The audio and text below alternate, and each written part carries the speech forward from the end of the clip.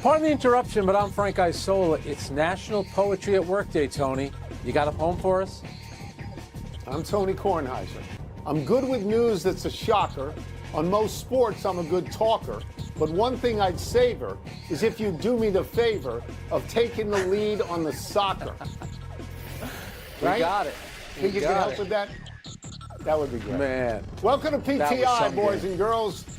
Wilbon remains on his Arctic expedition, so I am joined by our great friend from the starting lineup on Sirius XM, Mr. Frank Isola. Wow.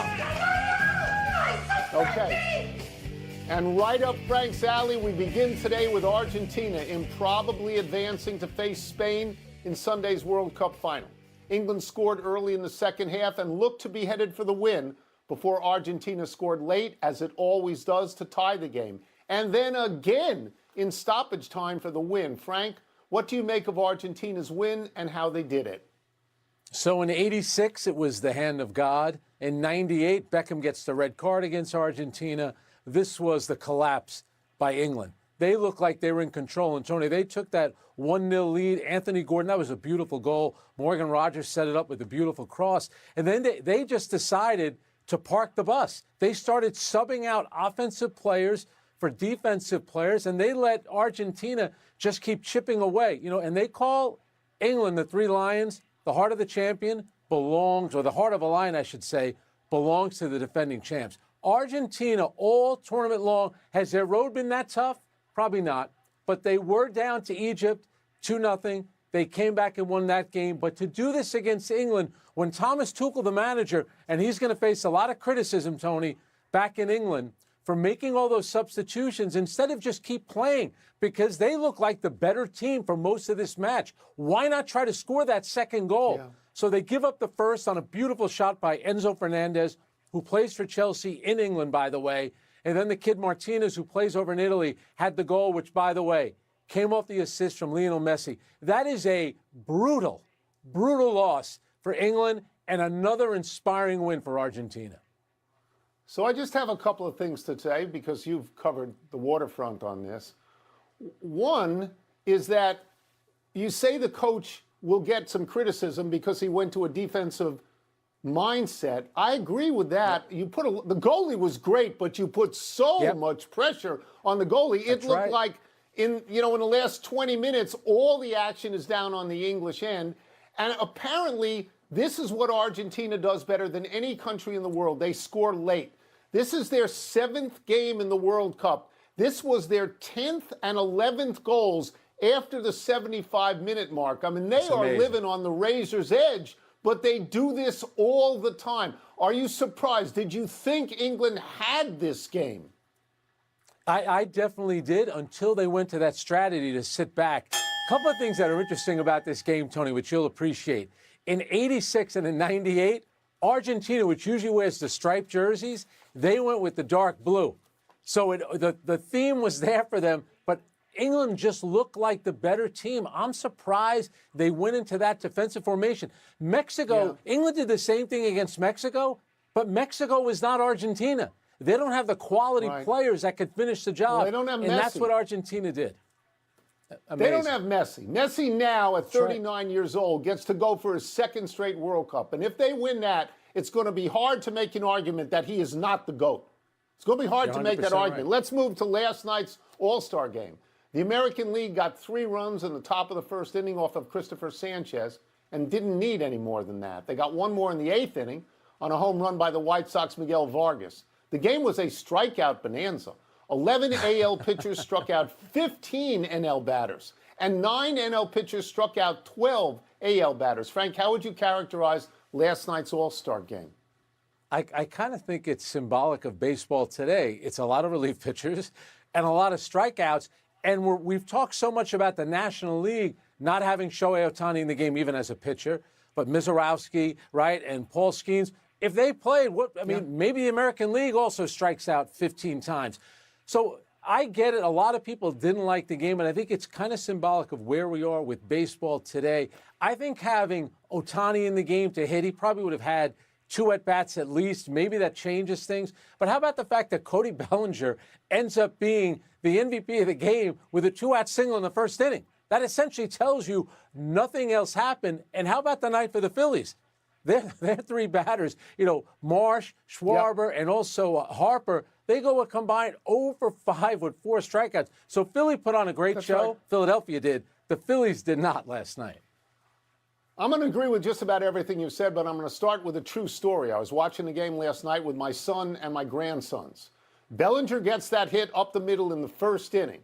Then Rice follows with the exact same hit right up the middle. And so now it's 3-0 in the top of the first. And I turn to my son and I say, I think that's it. And he just sort of looks at me. I said, no, I think that's it. We're not even out of the top of the first. I watch 2 or 3 more innings and I go to bed confident that that game is over, because it is over at a ridiculously early point in an all-star game. I felt terrible for Sanchez. That's got to be one of his worst innings all year.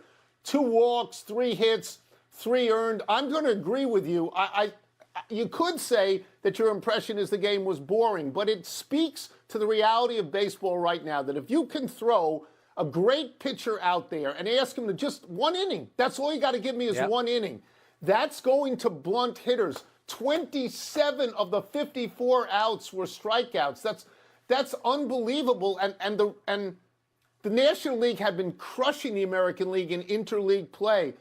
But that's because you can't do this. You can't throw 11 pitchers out there every single night. It's not how it works in real baseball. And to your point about Philadelphia, they put on a great show in the city where the Declaration of Independence was signed, and in the 250th year of America. But boy, oh boy, Sanchez got rocked. Wheeler didn't even show. Yeah. And as you say, their hitters 0 for 5 with 4 Ks. That was tough. Tough for Philly fans. Tough. Yeah, and then Dylan Cease, he opens, he's the starting pitcher for the American League. He did walk a batter in the first, but he struck out 3. So it made you think, you know what, it could be one of those nights. And how about the fact the game, 2 hours and 45 minutes. That's actually pretty quick for an all-star game. There's no doubt about it. All right, let's move to the British Open, which tees off at 1:35 a.m. Eastern Time. Scottie Scheffler is defending champ and favorite, but missed the cut for the first time in nearly 4 years at last week's Scottish Open. Tony, do you see Scheffler as the favorite at Royal Birkdale? No, not as the favorite. Look, I don't put much stock in the fact that he missed the cut at the Scottish Open. There are a lot of people who miss a cut and come back and win a tournament in the next week. What I put stock in is he never even seen the course until the practice round 3 or 4 days ago. So I don't know how comfortable he's going to be at Royal Birkdale. I was talking this morning with Steve Sands, our good friend from the Golf Channel. He's over there. And Sands said to me, look, this course is baked. It has been so dry and it has been so hot that you can get 400 yards with your driver considering the roll on this course. And he said, I will bet you that people don't even take their drivers out, that they play their long irons, that they can control better and still get 300 yards with the roll. And he mentioned Colin Morikawa to me, who is probably the best iron player in the entire world. He mentioned Rory McIlroy and went, oh, wait, Rory, he's great with the driver. And he said, yeah, but Rory's also a great long iron player. And he also mentioned Tommy Fleetwood, a great long iron player. The problem, he felt there'd be a lot of pressure on Fleetwood because Fleetwood is from that area, lives an hour away, and that tends to create an awful lot of pressure. But that's what he talked about. Not that Scheffler isn't a great player. He's got, I think, 9 top 5s in the 15 tournaments he's played in this year. And he is the defending champion of the British Open, but not at this course, Frank. Not at this course. Some other course. Yeah, and you know what? I actually spoke to somebody over there as well because I wanted to impress you. They say the course is completely burnt, so there's going to be a lot of tight lies. So Matt Fitzpatrick, the Englishman, you'll like this one. When it comes to scrambling out of tight lies, he converts 70% of them for par. So an Englishman has not won the Open since 1992, I believe that it is. Really? Now, is that right? The only thing with Matt Fitzpatrick, though, he did mention that he bet England to win the World Cup. So he's not also going to Northwestern. on a good roll. He's Wilbon's guy. Matty Fitz is Wilbon's guy. We're not rooting for him. Wilbon can root for him. We're rooting another way on this. We're going another way. ESPN recently came out with its ranking list of the top 10 NFL quarterbacks based on a survey of NFL coaches, executives, and scouts, and some additional help from ESPN research. Here's the top 10. Josh Allen, Patrick Mahomes, Matthew Stafford, Joe Burrow, Lamar Jackson, Dak Prescott, Justin Herbert, Drake May, Jared Goff, and Caleb Williams. Frank, any problems with this top 10 list? I'm going to give you two quick ones. Number one, Sam Darnold just won the Super Bowl. He beat Drake May, and he had a much tougher road to the Super Bowl. I'm putting Sam Darnold ahead of Drake May, but that's one.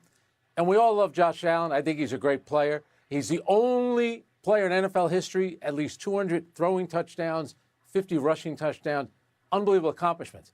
He's never been to the Super Bowl, much less won the Super Bowl. And as long as Patrick Mahomes is in the NFL, that's right. He's numero uno. Because, Tony, if you went into a game and you said there's one quarterback out there that I need to win a game, and they're great players, a lot of them, you're picking the guy in the Chiefs. I don't even think it's debatable. We're going to agree down the line on this. And Josh Allen's a terrific player. But as you say, he's had a lot of opportunities to get to the Super Bowl. And Patrick Mahomes has won 3 of these things. Now, maybe they thought, oh, he's coming out of an injury, and so we're going to downgrade him a little bit. But I would have thought you base this on what has actually happened already. And Patrick Mahomes is the best football player on the planet. I was a little surprised that Jalen Hurts was not on the list. I was a little surprised Dak Prescott was all the way up at number 6, because most conversations we have about Dak Prescott end with, how come he gets so much money?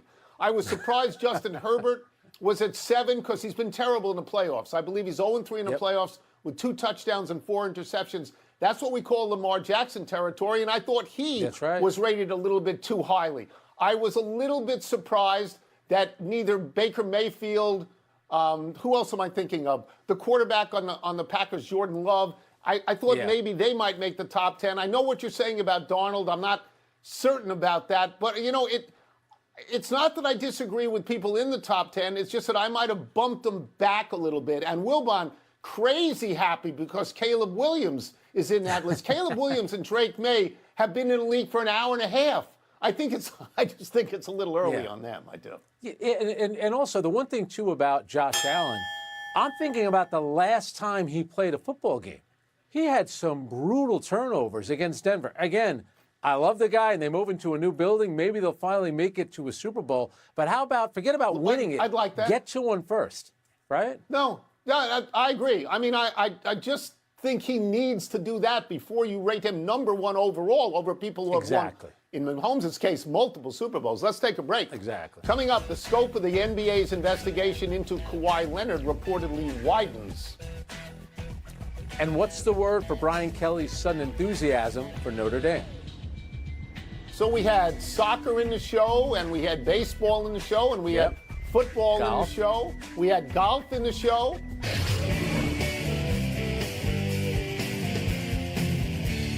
It's time to get it on with Lexicon. What's first? The new wrinkles in the Kawhi investigation sound blank. Frank, you take this one. All right. So, Tony, you know that the NBA's hired a law firm to investigate whether the Clippers circumvented the salary cap when they signed Kawhi Leonard back in 2019. Now, The Athletic has reported the last couple of days that they're looking into whether that law firm has looked into whether the Clippers improperly covered expenses for Kawhi and they were not reimbursed. Essentially, my word is ominous, because the longer this goes on, it seems like they're going to keep finding something. Because as we all know, our good friend Pablo Torre broke the story in September, and the investigation is still happening. And in the meantime, there's a trade that is in limbo with Kawhi actually going back to Toronto, as fate would have it. So the longer this goes on, it seems like they're going to find something. Does that mean Kawhi's contract will be voided? Does that mean he'll be suspended? There's going to be punishment for the Clippers. And the commissioner last night, Adam Silver, said he hopes that this is over by the end of the summer. So it could still go on for 4 to 6 weeks. So your word is ominous, and my word is anesthetizing. This thing goes on and on and on, and I am numb to it by this point. I've always believed that something was done between Kawhi and the Clippers that was probably not right. And I've also always believed that at some point all of it would be swept under the rug, because it never reached the threshold where it affected games. So now, as you say, Adam Silver is saying, let's get this done before the start of the new season. And Kawhi was traded out of the country, traded to Toronto, out of the country. This thing is on hold. I believe that the league is thrilled that Kawhi is out of the country, and I believe the league will be happy to assess a lot of big fines to a lot of people. But you give me a right. call if Kawhi is actually suspended for 6 months to a season. You give me a call on that one. What's next? Brian Kelly's enthusiasm for Notre Dame is blank. I'll take this one. And my word is self-serving. Brian Kelly is now going around saying how much he loves Notre Dame and how much he loves Marcus Freeman and how he did great work at Notre Dame in terms of the infrastructure there. And he's apparently going on some sort of a tour to the colleges he coached, and he's meeting with people there and coaches that he hired. And this, to me, sounds like rehabilitation, because I understand that Brian Kelly at this point needs to make good on why he left Notre Dame for LSU, because he left the impression, whether it was intentional or not, he left the impression that he was going to LSU to win a national championship, because he could not win a national championship at Notre Dame. And they didn't win a national championship anywhere. And then LSU canned him either because of or in spite of the Southern accent that he invented. So my feeling about this is that Brian Kelly is going to have a second act, and this is the runway to that second act. Yeah. So my word's going to be revisionism, and I think you're 100% right. And, he now claims, I never came out and said I couldn't win a national championship at Notre Dame. All I said was that if I leave, I'm going to go to a school where I can win a national championship. So it's all about semantics at this point. We know why he left. It was 10 years, $95 million that he was getting. He felt like it had run its course at Notre Dame. That's why he wanted to be part of the LSU family, as he said. And you're right, family. Though. He wants to make good with Notre Dame, because he says, remember what it was like when I got there? I left it in much better position. So for me, it's a little bit revisionist history. He wants to make good with the folks at Notre Dame. I get it. He's got his money. He got his 10 years, $95 million. Obviously, that was a buyout at the end, but he made out all right. Yeah. And the self-justification is he ripped the coach before him and said, you needed me, look what I did. That's the final word. You're right. Let's take one last break, but still to come, the Sixers put the press on LeBron James. And should the Knicks win best team at tonight's ESPYs? Tony will be watching. Yeah. I've carved out a lot of time for the ESPYs tonight, me. I got that. I'm good on that. Yeah. First, I never replay won of one. England, Argentina. Although I have an ESPY. Happy time, people. Happy 34th birthday, Tobias Harris. Harris has been in the NBA since 2011 and has played for 5 different teams. He just left Detroit to join San Antonio, which will be his 6th team. Harris came into the NBA with Milwaukee after being drafted 19th overall by Charlotte and traded to the Bucks. Harris played 1.5 seasons with the Bucks, then was traded to Orlando. From there, he went to Detroit, then the Clippers, the 76ers, then back to Detroit. In his career, Harris has averaged 15.9 points, 6.1 rebounds, shooting almost 48% from the field, almost 37% from three. Harris's best season was split between the Clippers and Sixers in 2018-19, when he scored 20 points a game and grabbed nearly 8 rebounds. Great guy, good player, and Tony, his career earnings, $333 million. Pretty good for a good player. Not a great player, good player. For a journeyman, yes. Yep. On this day 30 years ago, Ripken moved from shortstop to third base for the Baltimore Orioles, ending his consecutive streak of games at short at 2,216. This was just a position switch. Ripken's consecutive game streak remained intact and finally ended at 2,632. All told, Ripken played 2,302 games at shortstop and 674 at third. By the end of his career, Ripken had played 3,001 games in the major leagues. The current active players with the most games played are Andrew McCutchen, who just signed a minor league deal with the Braves at 2,299, and Freddie Freeman with 2,273 games. Yeah, and remember 5 years later, it was Alex Rodriguez and Joe Torre that told Cal Ripken to move from third to shortstop for the All-Star game in Seattle, and Ripken also had a home run in that game. Not bad. Happy trails to the Red Wings GM role for Stevie Yzerman. The team today announced that Yzerman will stay with the team as a senior advisor to the owner while it searches for a new GM. Yzerman was hired to the spot in 2019, and the so-called Yzer plan has not produced a single playoff berth. It's been so dispiriting in Detroit that Captain Dylan Larkin, who grew up a Red Wings fan, has requested a trade out of town amid reported tensions with the front office.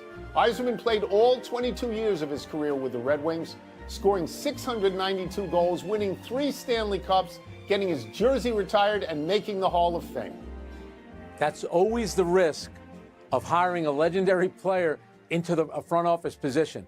Because if things don't go well, it's not going to end well, and it's not ending well for Steve Yzerman. It is not. Let's go to the big finish. Tyrese Maxey, Joel Embiid, and Jaylen Brown have all been in communication with LeBron about joining the Sixers. Your thoughts? I don't think it makes any difference. You don't think that LeBron James already knows where he's going before those phone calls take place? I'm not buying it. The Wizards, they shut down A.J. Devonta for the remainder of Summer League. Do you like what you saw? Yeah, he's ready for the regular season. No point in staying in Summer League. The Brewers have traded with the Astros for starter Lance McCullers Jr. Is that significant? Yeah, he's still trying to work his way off the IL, rotator cuff impingement. We'll see how that works out. The Detroit Free Press reports that Michigan is discussing a buyout with A.D. Ward Mango. Your reaction?